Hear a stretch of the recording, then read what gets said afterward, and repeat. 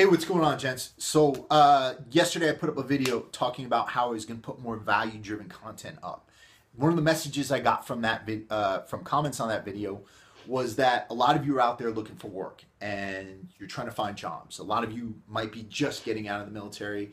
A lot of you might be getting ready to get out of the military, and then a lot of you might have been in the civilian world for a while and either can't find a job or you've gotten laid off from your last job and you're looking for something else.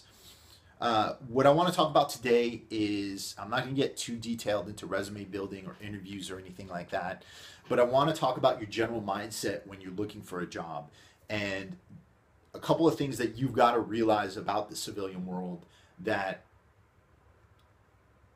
for lack of a better term, I think a lot of veterans are ignorant on. And the reason why we're ignorant on it isn't largely because of our own fault. The reason is because when you get out, a lot of civilians come up to you when you mention you were in the military, and they come up and they smile and they want to shake your hand and they say, "Thank you for your service. You know, it's awesome. I'm so glad you served, and we're so glad to have you here today. And you know, by the way, did you kill anybody?" But that's what they're thinking. They might not ask you if you killed anybody, but the thing is, they want to come up, they want to shake your hand, they want to feel good that they thanked the vet, and then in the back of their mind, they're thinking, well, I wonder if he killed anybody. And so they have this stereotyped Rambo vision in their head. Part of them is probably a little bit perverted, where they wish they got the chance to go out and kill somebody, and so they're trying to, you know, project their feelings on you. But you guys know exactly what I'm talking about. The way you get past that, and the way you make a civilian get past the whole pleasantries and thank you, because honestly, this is one of the worst things you can get, the worst results you can get when you're trying to pitch anybody on an idea, or you are trying to get a job. You don't want people to be polite. You want people to ask you questions.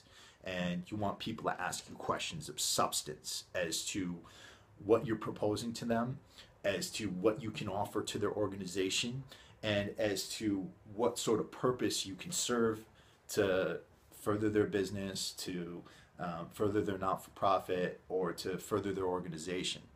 And so the biggest thing you need to convey to them is value.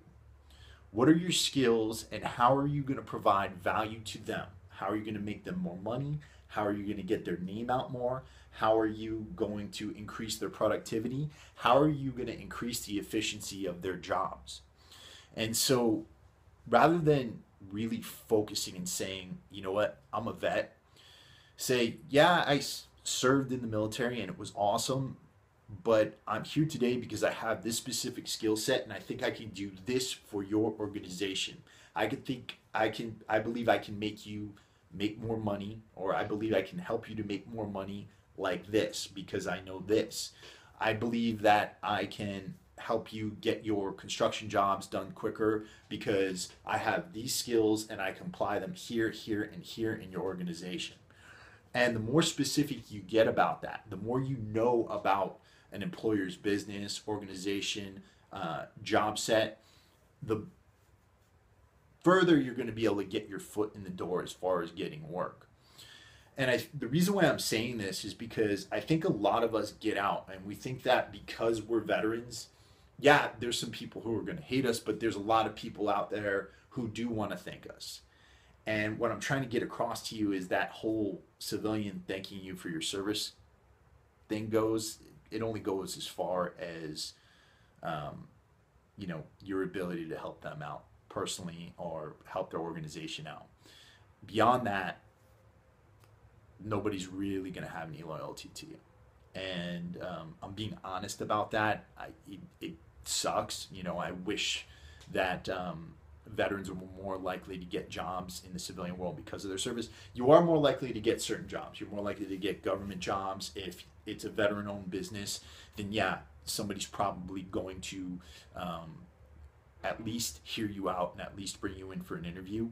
But the biggest thing, whether it's a government job, a veteran-owned business, or a civilian-owned business, is that you need to convey value. if you're not conveying value and you're not conveying what your purpose in the organization is going to be and how you can help them, then in a large way, you're throwing yourself back into the pool of, college students who spent the last 4 years drinking at keg parties and fucking doing purposeless shit, studying communist philosophy and shit like that. So I hope this was helpful, guys. If you guys need more specifics, what I'm going to do is I'm going to go to my blog. I'm going to put up some resources that I agree with on resume building.